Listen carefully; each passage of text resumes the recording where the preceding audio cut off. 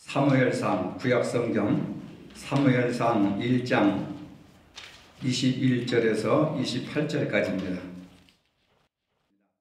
그 사람 엘가나와 그의 온 집이 여호와께 매년제와 서원제를 드리러 올라갈 때에 오직 하나는 올라가지 아니하고 그의 남편에게 이르되 아이를 젖대거든 내가 그를 데리고 가서 여호와 앞에 뵙게 하고 거기에 영원히 있게 하리이다 하니 그의 남편 엘가나가 그에게 이르되 그대의 소견에 좋은 대로 하여 그를 젖대기까지 기다리라. 오직 여호와께서 그의 말씀대로 이루시기를 원하노라 하니라. 이에 그 여자가 그의 아들을 양육하며 그가 젖대기까지 기다리다가 젖을 뗀 후에 그를 데리고 올라갈새 수소 3마리와 밀가루 1에바와 포도주 1가죽부대를 가지고 실로 여호와의 집에 나아갔는데 아이가 어리더라. 그들이 수소를 잡고 아이를 데리고 엘리에게 가서 한나가 이르되 내 주여 당신의 사심으로 맹세하나이다. 나는 여기서 내 주 당신 곁에 서서 여호와께 기도하던 여자라. 이 아이를 위하여 내가 기도하였더니 내가 구하여 기도한 바를 여호와께서 내게 허락하신지라. 그러므로 나도 그를 여호와께 드리되 그의 평생을 여호와께 드리나이다 하고 그가 거기서 여호와께 경배하니라. 아멘. 오늘은 어린이 주일이지만 우리 교회에서는 어버이 주일과 함께 드립니다. 이제 어린이를 생각하면 사회적인 문제를 생각하는 시대가 되었습니다. 인구 절벽 시대를 맞이하여서 갈수록 어린이들의 숫자가 감소하고 있습니다. 농촌교회에서는 어린아이 울음소리를 들을 수가 없게 된 지 이미 오래되었습니다. 많은 사람들의 자녀를 안 낳으려고 합니다. 그러다 보니 정부나 지자체에서는 자꾸 아이를 많이 낳으라고 이렇게 독촉을 하고 있습니다. 그래서 아파트를 분양을 받을 때에도 또 우선권을 주고 학비를 대주는데도 혜택을 많이 주고 정부나 지자체에서 어떻게 하면 아이를 많이 낳을 수 있도록 유도할 것인가 여러 가지 자구책을 많이 마련을 하고 있습니다. 하지만 자녀를 낳아야 할 젊은 부부들은 자녀 낳는 것을 귀찮다고 생각합니다. 아이를 낳으면 자기 인생에 손해를 많이 본다고 하는 이기적인 관점에서 자녀들을 가능하면 안 낳으려고 애를 씁니다. 또한 자녀를 낳으면은 대학 졸업할 때까지 들어가는 비용이 너무 엄청난 부담으로 작용하기 때문에 낳기를 꺼려하고 낳아도 취직하기가 힘들고 먹고 살기가 힘들고 가정을 꾸려나가기가 힘들다고 하는 현실적인 문제 때문에 부모들이 자녀를 낳는 것을 꺼리고 있습니다. 이러한 것도 문제지만은 더 본질적인 문제는 부모들이 자녀들을 자기의 소유물로 생각하고 있다고 하는 데 있습니다. 자녀들을 하나님이 주신 선물이나 하나님의 자녀라고 보기보다는 내 소유물이고 내 분신이라고 생각을 합니다. 그런 생각 때문에 우리나라의 교육열은 대단히 높습니다. 과도한 교육열 때문에 때로는 자녀들의 성장 과정에 큰 방해물이 될 수가 있다는 것입니다. 작년 11월부터 금년 2월까지 대한민국 최고의 명문 사립 교수들이 모여 사는 유럽풍의 타운하우스인 스카이 캐슬을 배경으로 한 드라마가 있었습니다. 제목은 스카이 캐슬인데 인기를 끌면서 방영되었습니다. 이 드라마의 가장 핵심적인 주제는 부모의 과도한 욕심이 가족과 자녀들을 파멸로 이끌 수 있다고 하는 겁니다. 부모들의 과도한 교육열, 부모들의 과도한 과시열, 또 부모들의 과도한 욕심이 자식과 가족을 비참하게 만든다고 하는 겁니다. 많은 부모들이 자식의 성공에 집착합니다. 그것은 잘못된 것이 아닙니다. 그렇지만은 부모들은 자신의 배경을 토대로 해서 자식을 성공시켜가지고 마치 우승컵처럼 자식을 전시하려고 하는 데 있다고 하는 겁니다. 부모의 그릇된 욕심에 자식들은 희생제물이 되어갑니다. 요즘 부모님들에게 가장 어려운 일은 아마도 자녀 양육일 것입니다. 언젠가 이건희 삼성회장이 인생을 살면서 마음대로 안 되는 두 가지가 있는데 하나는 골프가 마음대로 안 되고 하나는 자식 농사라고 했습니다. 그만큼 자식 양육이 어렵다는 겁니다. 오죽하면 옛날 사람들은 자식 농사라는 말을 사용했을까 싶습니다. 요즘 자녀 교육을 성공하려면 세 가지 공식이 있어야 합니다.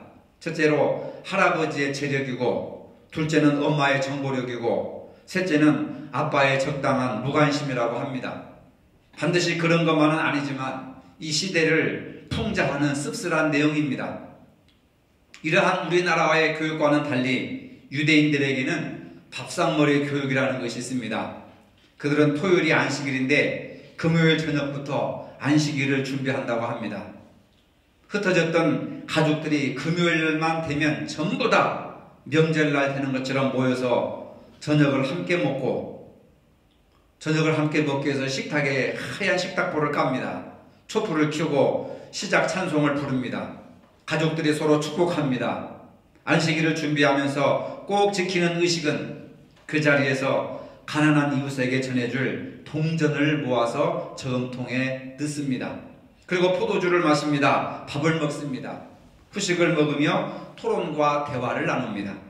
유대인들의 특징은 가정에서 많은 대화를 나누고 학교에서도 토론식 대화를 많이 합니다. 그래서 성장하면은 누구든지 어디서든지 합리적인 대화를 하는 인간으로 성장하게 하는 교육을 만듭니다. 유대인들은 아이들이 어려서부터 이런 밥상머리 교육을 통해서 부모는 하나님의 말씀을 전하고 아이들을 축복합니다. 자녀들이 어려서부터 하나님께 감사하고 부모님께 감사하도록 합니다. 가난한 이웃을 돌봅니다. 이러한 의식은 태어나면서부터 시작된다고 합니다. 우리나라와는 확연히 다른 교육제도를 가지고 있습니다. 잠언 22장 6절에 보면 마땅히 행할 길을 아이에게 가르쳐라, 그리하면 그것을 떠나지 아니하리라 고 말씀하고 있습니다. 3살적 버릇 8까지 간다는 말입니다. 무엇이든지 어렸을 때부터 조기 교육이 중요하다는 겁니다. 일정한 나이가 지나면 시기를 놓쳐버립니다. 오늘 본문에 보면은 남편 엘가나와 아내 한나가 아이를 낳습니다. 그 이름은 사무엘입니다. 사무엘은 그의 이름은 하나님이시다 라고 하는 뜻입니다. 한나는 아이를 양육하면서 젖되기까지 기다렸다가 젖을 뗀 후에 매정하게 그 아이를 성전으로 데리고 갑니다. 어머니 한나의 자녀 교육은 하나님 우선입니다. 기도로 낳은 귀한 아들을 하나님께 바쳤습니다. 소원 제물로 드린 것입니다. 아들보다 하나님과의 약속을 더 크게 생각했습니다. 이것은 아브라함이 모리아산에서 아들 이삭을 바친 것과 같습니다. 아브라함도 하나밖에 없는 외아들 이삭보다도 하나님과의 관계를 우선하여서 하나님과 약속한 것을 반드시 지키기 위해서 번제로 드리려고 했습니다. 한나와 아브라함의 공통점은 부모도 잘 되고 자식들도 엄청난 축복을 받았다는 데 있습니다. 한나의 자녀 교육을 보면은 과감한 결단의 교육이라고 하는 겁니다. 젖되기까지 5살 되면 젖을 뗍니다. 5살 난 아이를 데리고 성전에 엘리 제사장에게 아이를 맡겨놓고 돌아설 때 아들이 얼마나 울고불고 했겠습니까? 하지만 한나는 무섭도록 결단력으로 그 모정을 끊어버립니다. 아들이 운다고 다시 집으로 데리고 왔다면은 오냐오냐 키웠다고 한다면 사무엘은 훌륭한 인물이 될 수가 없었을 것입니다. 하지만 한나는 우는 아이를 그대로 두고 눈물을 흘리며 돌아섰습니다. 우리 시대의 자녀들에게 가장 큰 문제점은 아마도 독립심이 아닐까 싶습니다. 마마보이라는 거, 엄친아라는 말, 커서도 독립하지 못한 자녀를 두고 하는 말입니다. 어려서부터 독립심을 길러줘야 합니다. 온실 속에 자라는 화초는 바람에 꺾이기가 쉽습니다. 그러나 잡초처럼 자란 아이들은 어른이 되어서도 어떤 환경에 있어서도 독립심이 강해서 스스로 인생길을 헤쳐나가는 그런 강인한 사람으로 성장하게 할 수 있다고 하는 겁니다. 이것도 저것도 아닌 사람은 어려운 세상을 살아내지 못합니다. 과일나무도 잔가지를 잘라주어야 튼실한 과일을 맺을 수가 있습니다. 우리나라 사람들은 저나 여러분들이나 정에 약해서 불쌍해서 안쓰러워서 자식들이 해달라는 대로 다 해주기 때문에 갈수록 자녀들이 독립심이 약해지고 나약하게 자라게 된다는 사실입니다. 한나는 사무엘을 강하게 키운 반면에 세심하고 지속적으로 잘 보살폈습니다. 엘리 제사장에게 맡긴 것은 결코 방치한 것이 아닙니다. 전적으로 하나님께 맡겼다고 하니까 무책임하게 내버려뒀다고 생각할 수도 있습니다만은 절대로 그런 생각을 하면 안 됩니다. 한나는 아들 사무엘을 성전으로 데려갈 때 그냥 아이만 데리고 가지 않았습니다. 예물로 수소 3마리와 밀가루 1에바와 포도주 1가죽부대를 가지고 갑니다. 어마어마한 재물을 엘리 제사장에게 주면서 내 아들을 잘 부탁합니다. 교육비를 투자한 겁니다. 아들을 자신이 서원한 대로 하나님께 바칠 때 서원제를 드립니다. 율법에 보면은 서원제를 드릴 때는 수송아지 1마리, 밀가루 1에바, 10분의 3, 그 다음에 포도주 반흰을 드리도록 되어 있는데 한나는 믿음이 커서 그런지 손이 커서 그런지 율법에서 정해준 3배 이상의 예물을 가지고 성전으로 갑니다. 율법에는 수소 1마리를 드려도 되는데 한나는 수소 3마리를 드렸습니다. 그만큼 아들에 대한 교육의 열정이 컸다고 하는 것을 알 수가 있습니다. 자녀의 신앙교육이라고 하면 전 재산을 팔아서라도 예물을 준비한 어머니의 열정이었습니다. 뿐만 아닙니다. 매번 성전에 갈 때마다 옷을 지어서 입혔습니다. 이 옷은 제사장이 입는 옷입니다. 한나는 사무엘이 제사장이 되기를 바랬습니다. 하지만 아쉽게도 사무엘은 제사장 가문으로 태어나지 못했습니다. 그래도 제사장이 되기를 소원했습니다. 마침내 하나님은 한나의 소원을 들어주셨습니다. 대부분 부모는 자녀의 사교육에 많이 투자하면서도 신앙교육에는 별 관심이 없습니다. 저절로 잘 되는 자녀는 하나도 없습니다. 시간도 투자해야 되고 물질도 투자해야 됩니다. 관심을 갖고 지속적으로 자녀가 잘 자라도록 뒷바라지를 해줘야 합니다. 또 한나의 가정교육에서 가장 큰 힘은 기도입니다. 한나는 기도하는 여인이었습니다. 한나가 살던 시대는 지금처럼 혼탁하고 무질서하고 타락한 시대였습니다. 제사장 엘리도 영적으로 존경받지 못한 분이었고 엘리의 2 아들들 제사장들이었지만 불량배였습니다. 분명히 사무엘의 영적인 교육에 부정적인 영향을 끼칠 수 있는 그들이었지만 한나는 그들을 탓하지 않았습니다. 이것이 한나의 위대한 모습입니다. 그러면서 하나님 앞에 끊임없이 기도했습니다. 한나의 기도는 아들 사무엘을 얻을 뿐만 아니라 사무엘을 위대한 하나님의 종으로 만들었습니다. 사무엘은 이스라엘의 마지막 사사였습니다. 사사는 왕대 역할도 하고 선자 역할도 하고 제사장 역할도 했습니다. 근데 나중에 사사시대가 끝나고 이스라엘의 초대왕 사울을 왕으로 세울 때도 사무엘이 기름을 부었습니다. 다니엘을 왕으로 삼을 때도 사무엘이 기름을 부었습니다. 여러분, 이스라엘의 위대한 왕을 이 사무엘이 세웠다고 하는 사람입니다. 얼마나 위대한 사람이었는가 우리가 알 수가 있지 않습니까?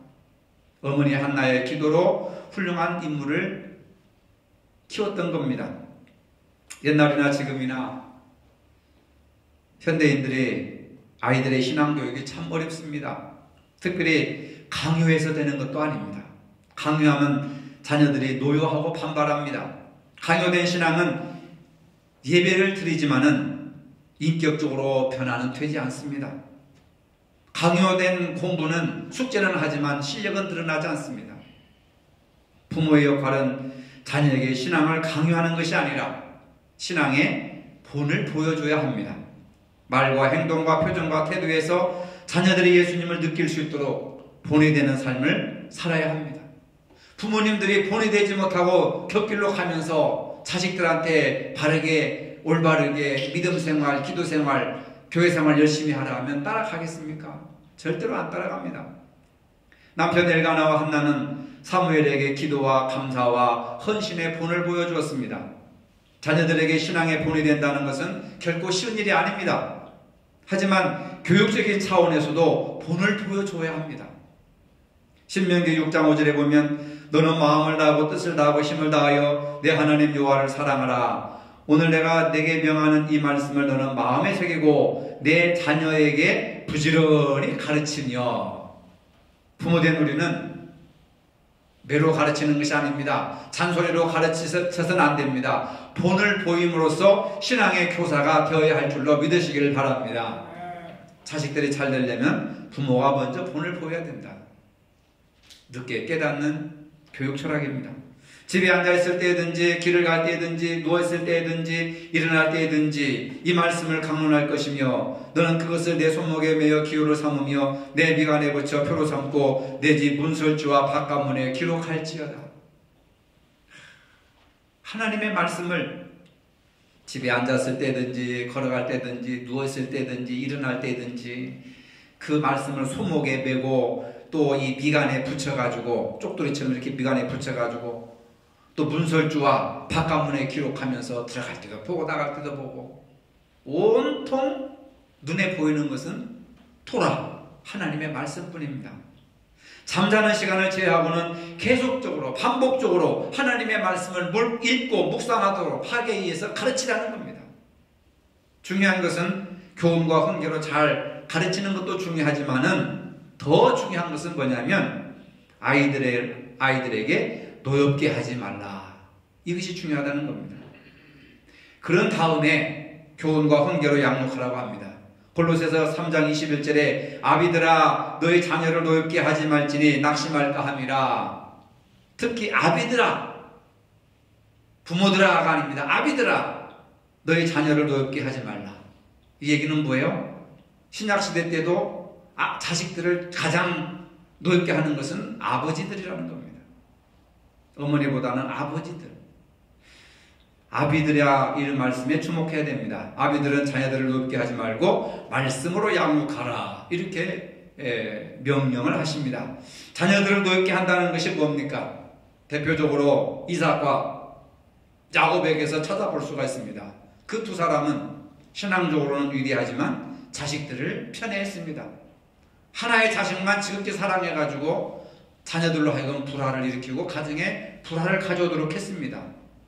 특히 요즘에는 남편과 사이가 좋지 않은 엄마들은 남편을 닮은 아이를 미워합니다.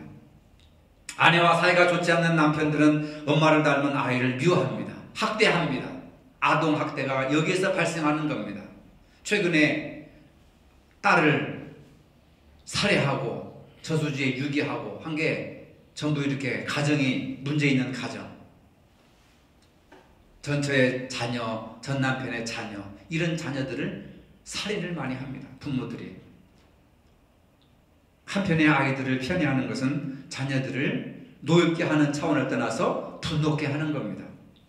또 부모가 혈기를 부리는 것도 자녀들을 노엽게 합니다. 밖에서 일하다 보면 직장에서 화가 나지요. 대개 아비들이 화가 나면 집에 와서 자녀들에게 또 부인에게 화풀이를 합니다. 이 모든 모습을 보는 자녀들의 마음이 속이 상하고 상처가 되고 분노가 생기는 겁니다. 또 아비가 명령을 하는데 자식들이 움직여주지 않으면 악담을 하고 폭력을 하고 이런 것들이 전부 자녀들을 노엽게 하는 내용들입니다. 많은 경우에 자녀들을 노엽게 하는 경우를 보면은 자녀가 잘한 것은 칭찬을 안 해주고 잘못한 것만 가지고 야단을 치는 부모가 많습니다. 이것은 잘못된 방법입니다.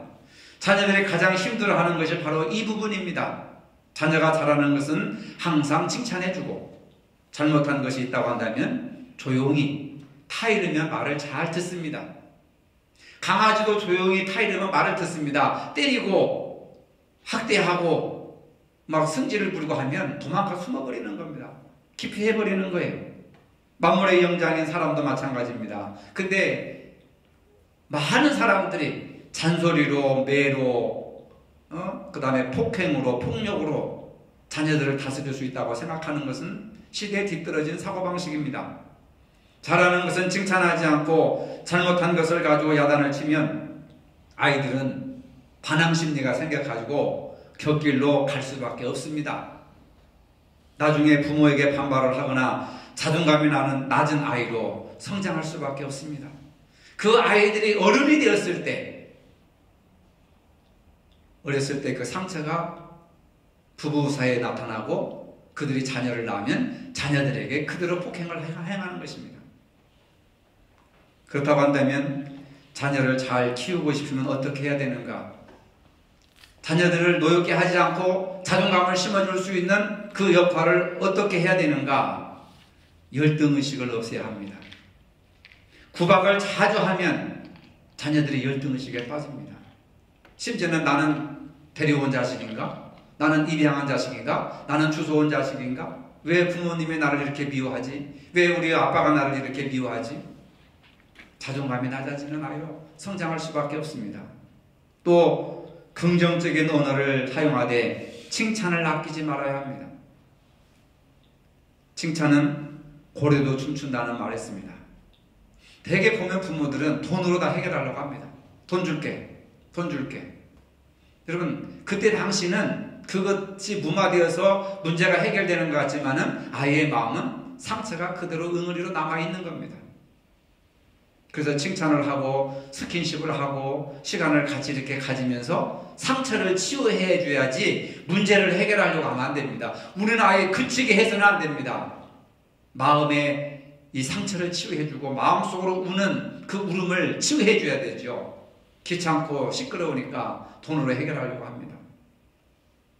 칭찬이 사람을 변화시키지 잔소리나 채찍이나 폭력으로 아이를 변화시킬 수가 없다. 그 다음에 충분한 대화를 가져야 됩니다.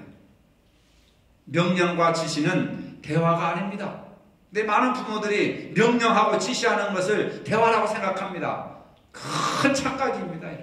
대화라고 하는 것은 상대방을 1대1로 인격적인 존재로 인정을 해주고 상대방의 말을 듣고 의견을 듣고 그리고 자기의 생각을 말하는 거지, 부모들은 무조건 명령하고 지시합니다. 그걸 대화라고 생각합니다.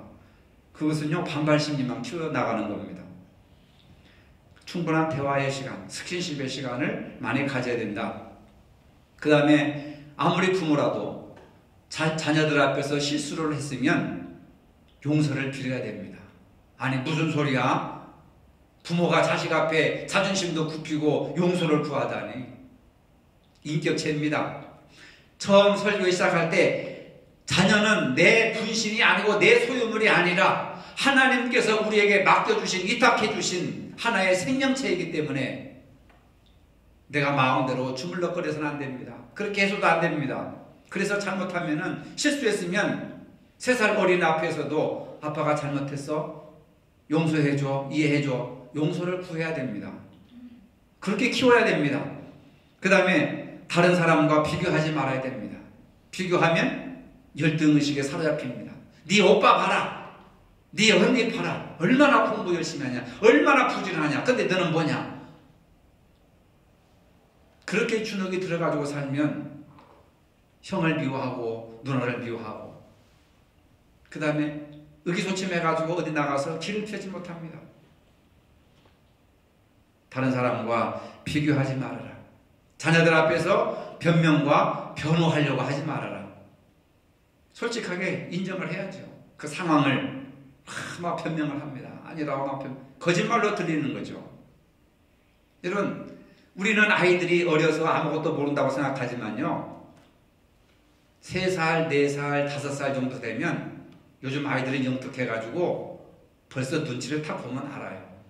우리 부모님이 거짓말을 하는지 참말을 하는지, 화가 났는지, 자기를 진심으로 대하는지 거짓으로 대하는지 분명히 알고 있습니다. 유대인들은요, 아이들이 잠잘 때 아버지가 침대맡에 가가지고 아이들에게 토라 율법책을 읽어줘요. 잠들 때까지 계속 3살 때부터 계속 밤마다 하루도 쉬지 않고 그 열심. 그러니까 아이들이 7살 되면 창세기, 출애굽기, 레위기, 민수기, 신명기 이 5권을 다 외워버립니다. 놀라는 거죠. 어렸을 때 교육이 그렇게 참 위대하다고 하는 겁니다. 그 다음에 수고에 대해서, 자녀들이 수고한 것에 대해서 적절히 위로하고 칭찬하라. 잘했다고 해주고, 칭찬을 해주고, 위로해주고, 인정을 해주고, 이게 굉장히 중요하다고 하는 거죠. 칭찬하라는 말이 계속해서 반복해서 나옵니다. 자존감을 심어주는 거죠. 개인의 자유를 인정하고 침해하지 말라 하는 겁니다. 아이들도 프라이버시가 있잖아요. 자존감 있잖아요. 그걸 마음대로 부모가 명령하기 전에 뭘 할래? 뭘 하고 싶으냐? 하고 아이들의 의견을 물어야죠. 그 의견을 완전히 무시하고 우리 짜장면 먹으니까 너도 짜장면 먹어. 우리 뭐 볶음밥 먹을 때 너도 먹어. 잔소리 말고. 이건 아니죠. 동물이 아니고 사료 뿌려주는 것도 아니잖아요. 이 사소한 것이지만 사소한 것에서 화가 나기도 하고 그 다음에 치유가 되기도 하고 건강하게 자라게 된다고 하는 겁니다. 아빠가 돈 들여서 사줬으면 먹지 무슨 잔소리야 하면서 밥상머리에서 싸우는 거예요. 외식하러 나가다 싸우고 여행 가서 싸우고 휴가 가서 싸우고 이게 뭐냐 이 말입니다. 건강하지 못한 자아가 그렇게 폭력으로 폭행으로 나타나게 된다고 하는 것. 그 다음에 돈을 합리적으로 쓰는 것을 가르쳐야 됩니다. 아까도 말했지만 유대인들은 반드시 안식일을 지키기 전에 돈을 헌금을 합니다. 가정 식구들이. 그래서 그 돈을 기부해요. 고아원이나 유아원이나 거지들에게 이렇게 기부하는 걸. 어렸을 때부터. 그래서 유대인들은 기부 문화가 굉장히 많이 발달했습니다. 교인들 중에 한 사람이 직업이 없다 그러면요. 교인들이 그 사람 가게를 하나 전세를 해주고 가게를 이렇게 하나 세워줍니다. 자기들 돈으로. 그래서 몇 년 후에 갚아라. 그리고 그 사람이 가게를 운영하면서 경제적으로 자립을 할 수 있도록 그렇게 허락해 줍니다. 유대인들의 그 경제력은 정말로 은행을 하나 만듭니다. 그 사람들은. 돈이 많으니까 은행에 투자를 많이 하죠. 그래서 그걸 대출을 해줍니다. 무이자로. 그래가지고 공동체가 살아나는 거예요. 그래서 경제적인 어떤 합리적으로 사용할 수 있는 방법을 어렸을 때부터 가르쳐야 된다. 그 다음에 가장 중요한 것은 가정이 천국임을 느끼게 해줘라. 가정이 천국이어야 된다. 집에 들어오기가 춥기도 싫어가지고 아이들이 게임방으로 친구들하고 술집으로 뭐 어디로 왜 그런지 아십니까 여러분? 집에 들어와봤자 부모가 잔소리하니까 잔소리 듣기 싫어서 게임방으로 친구들과 함께 술집으로 그냥 전전긍긍하는 거예요. 가정이 천국이어 보세요. 왜 안 들어옵니까? 왜 집에 좋지 않습니까? 근데 부모들은 가정을 지옥으로 만들어버리는 거예요. 잔소리 듣기 싫으니까 아이들이 안 들어오려고 하잖아요. 그래서 나이가 많든 적든 자녀들은 자녀들 아닙니까? 가정이 천국이 되게 하라. 부부간에도 마찬가지예요. 가정이 천국이 돼야 남편이 들어와서 쉬고 싶고 또 부인도 가정 살림하면서 보람을 느끼는 거지. 가정이 회사처럼 가정이 학교가 되고 회사가 되고 군대가 되고 가정이 일반 시장터가 돼보세요. 누가 들어오고 싶겠습니까? 여러분 가정이 천국이 되기 위해서는 부모가 합심하여서 노력을 해야 됩니다. 그리고 오늘 우리들은 한나라고 하는 이 여인이 우리 시대보다 더 열악한 시대 속에서 어떻게 두 왕을 기름 붓도록 하는 훌륭한 사사, 선지자, 제사장인 사무엘을 이렇게 양육시켰을까? 하나님 제일주의와 기도와 교육에 대한 열정. 그때 당시 교육은 학원 교육이 아니라 말씀 교육이지요. 우리는 모두가 다 한나에게 배워야 합니다. 그것이 행복한 가정을 이끌어 나가는 비결인 줄로 믿으시길 바랍니다. 거룩하신 아버지, 5월 가정의 날을 맞이하여 우리 모두가 한나의 자녀 교육을 배워서 기도로 말씀으로 잘 양육하여 행복한 가정을 꾸려나갈 수 있도록 복된 가정이 되게 하여 주시옵소서. 예수님의 이름으로 기도합니다. 아멘. 이제는 우리 주 예수 그리스도의 은혜와 하나님 아버지의 무한하신 사랑과 성령의 교통하심이 한나처럼 기도와 말씀으로 훌륭한 자녀로 양육하기를 원하는 모든 가정 위에 이제로부터 영원토록 함께 하시기를 축원하옵나이다. 아멘.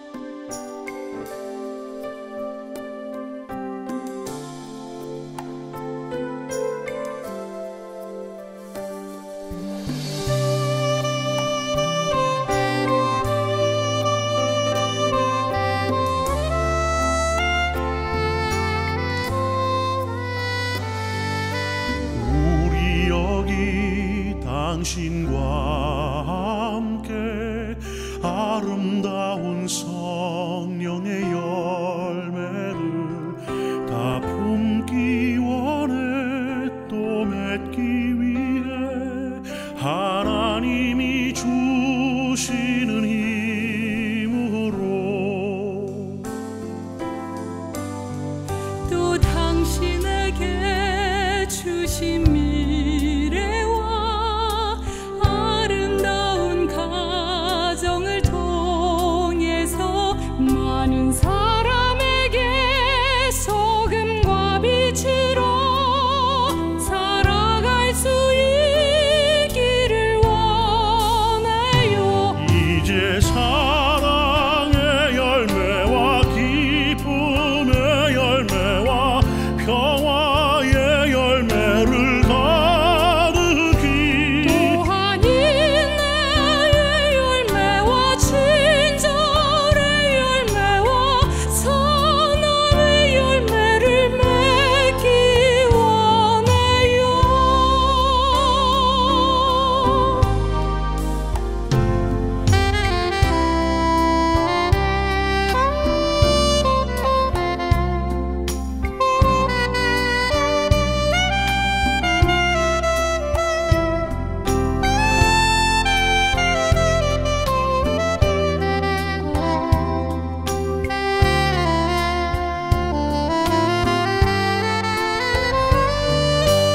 우리 여기 당신과 함께 아름다운 성령의 열매를 다 품기 원해 또 맺기 위해 하나님이 주시는 힘으로 또 당신에게 주신 미래와 아름다운 가정을 통해서 많은 사람에게 소금과 빛으로 살아갈 수 있기를 원해요.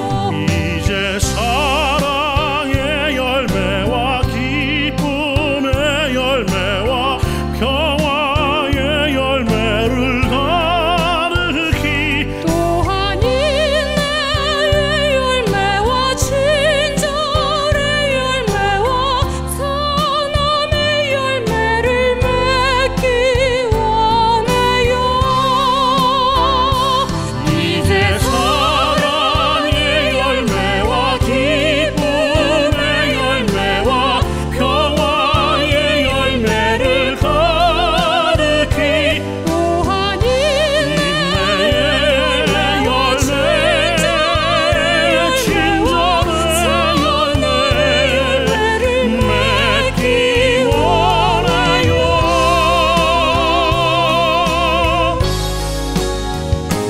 또한 충성의 열매 충성의 열매 온유의 열매 절제의 열매를 맺기 원해요.